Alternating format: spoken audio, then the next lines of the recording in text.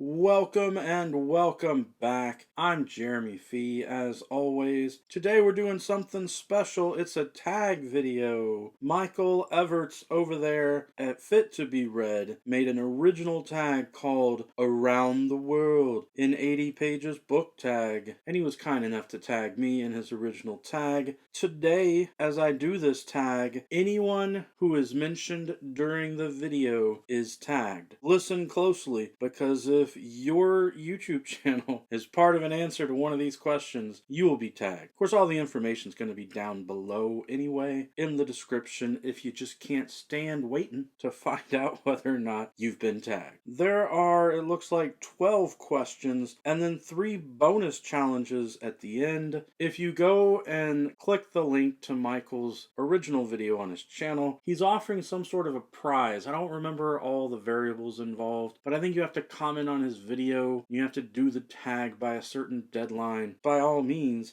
get it done, get entered in his contest. You might just win something, which is extra cool. He has such a great channel. He mostly talks about science fiction, and I love science fiction. It's always fun to listen to what he has to say. All right, here we go. Prompt number 1. Your favorite books set in or with reference to Eastern Europe or Asia. If we're talking Eastern Europe, I'd say Bram Stoker's Dracula. I really enjoy Dracula for a lot of reasons, not just that it's a classic, but I really like vampire stories. And if we're talking Asia, then I always like to give a shout out for the Poppy War series, which is grimdark. And in a lot of ways, grimdark is fantasy that is sort of horror. You know, it's got so many dark elements, such a dark atmosphere, that it is kind of like horror. Though the Poppy War is also very similar to historical fiction. It's kind of like historical fiction that has a main character with super abilities that develop over time in that very dark setting. What's neat about that series is it's by Rebecca Kuang, who is credited as R.F. Kuang. And when I first read the series, I thought how neat it was that there was a Chinese author who had the same name as a student that I had known from the speech and debate community in the Dallas area, Rebecca Kuang. And I thought, how many Rebecca Kuangs are there out in the universe? And then,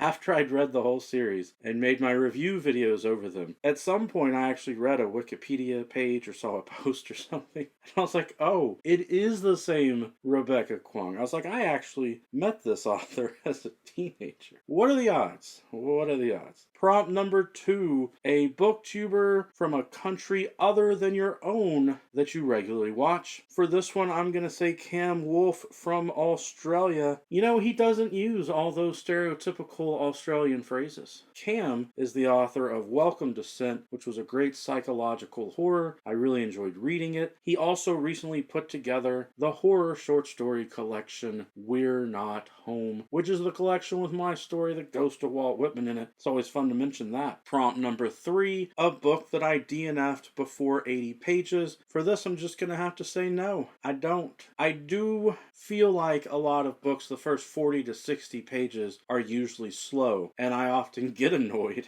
because I want things to happen faster, but I appreciate that authors are establishing the setting and letting us get to know the characters, and I know they're doing that. But by page 80, they usually pick up the pace and it starts getting more exciting. Just for fun, if you have to have an answer to this, I will jokingly say Margaret Pinard's book Memories Hostage, because all I've read is the title. I read Memories Hostage, and I thought that looks like an interesting book, but I don't have time for it right now. Hopefully I'll get to it at some point in the next few weeks. I didn't really DNF her book. Number 4, a book you settled for and picked up at an airport or anywhere and ended up pleasantly surprised with. I haven't been to an airport in so long, so I'm going to say maybe the book Bringing Down the House. It's been so long. I know I read that book at the airport and on my flight and on my trip when I went to Ireland, Northern Ireland, and came back. But I don't remember if I planned ahead and brought it with me or if I bought it there at one of those bookstore gift shops at the airport. Not really sure. Number 5, describe ways in which you are a perfectionist when it comes to any of your bookish habits. Sometimes I spend way too much time working on my thumbnails. It can slow me down, though I will admit sometimes I don't. I am not particularly pleased with the thumbnail for the Ranking Actress video, for Lonesome Dove, for Gus and Call, but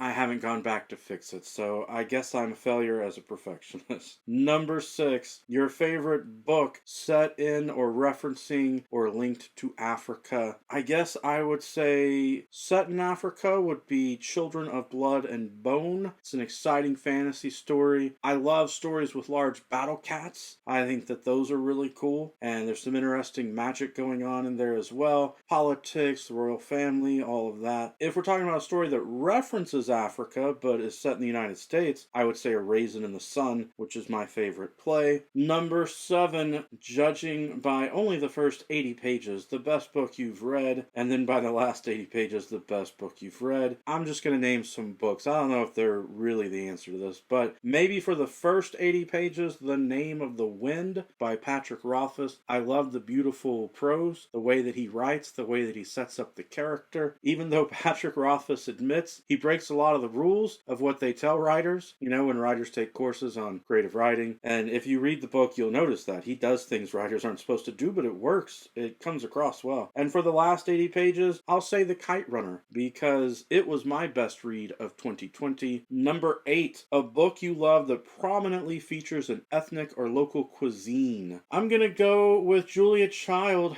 her book, My Life in France. I enjoyed reading that a lot more than I realized I would. It was about more than just cooking food. It was also about her life with her husband, which I didn't realize they worked for the CIA, which adds a whole nother level to Julia Child and her family. Number 9, the last travel or other book that you looked at or read featuring a city other than your own. The last book I read with traveling around was the last book I read, The Last Roman, Exile. It's book 1 of a series. I've never been to Rome, but I've been all over Europe. Like, I went around Rome. I just missed that country. Number 10, any book you've read set in or referencing either Central or South America. And Michael Everett said that we could customize these, change them up as needed. So I'm going to say or South North America, which would be Mexico. I really liked Silvia Moreno Garcia's book, Mexican Gothic. They did a nice job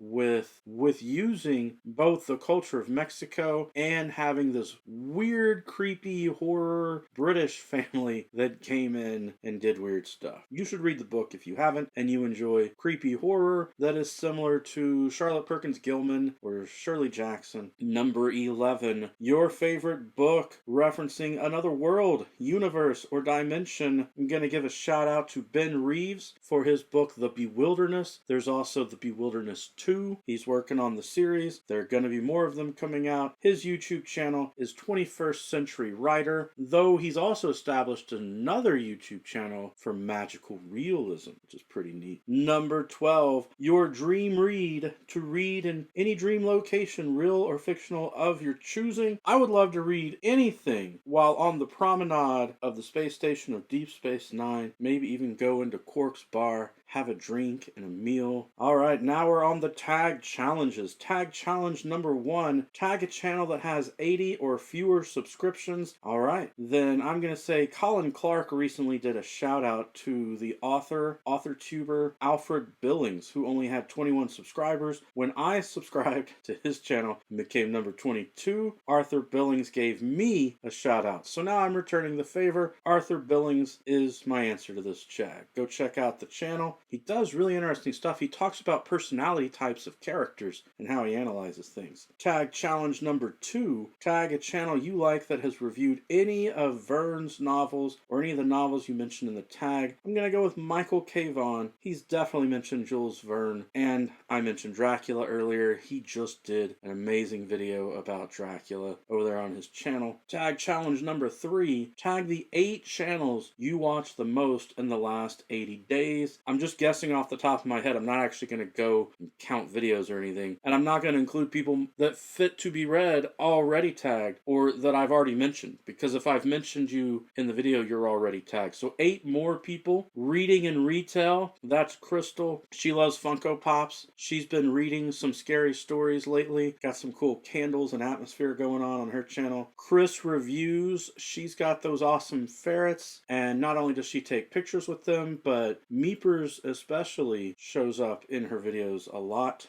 Joanna, of course, an amazing YouTuber who does great analysis and how she talks about things. She just had Mason in the Dark on, and they had an amazing conversation with each other. Rosie Cockshut, always producing great videos. She's been doing a lot of vlogs with her reading in it. Ian over there at Out of This World Reader. Ian's also been doing a lot of vlogs so that you're getting a little more of his life as well as the reading and book recommendations. AJ Dunn reads and writes, who I know is working on writing something and is often telling us about really great books, especially from Stephen King and authors like that. Jim's Books, Reading and Stuff, another channel that I watch all the time. He's got really interesting books that sometimes I've never heard of that he'll bring up. And of course he's got those alphabet letter tags, which I hope to get caught up on at some point. And I think one more will make it 8 here in this list. David Wiley. I'm watching David Wiley's videos all the time. He will read excerpts from things. He'll read poetry or he'll read a phrase out of a book so that you're able to experience the actual writing along with hearing his recommendations and having him talk about all of his buddy reads and what's going on with his TBR. So I highly recommend all of these YouTube channels. I hope that if you're not already subscribed, you will check them out. This was a really fun tag. Thank you, Michael, over at Fit to Be Read. Whatever that prize is, I'm entering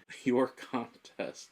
I think there was an Amazon gift card involved. I think that's what it was. But alright, that's it for the book talk. This video is going to count for today and for tomorrow because I'm doing bonus videos last week and this week. I don't need another video tomorrow, but on Thursday, you're going to get my final Poetry Thursday performance, and I believe I've got a little something extra, something really special that's coming up here in just a few days. So stay tuned to the channel. Every day is a good day for a book talk. Peace.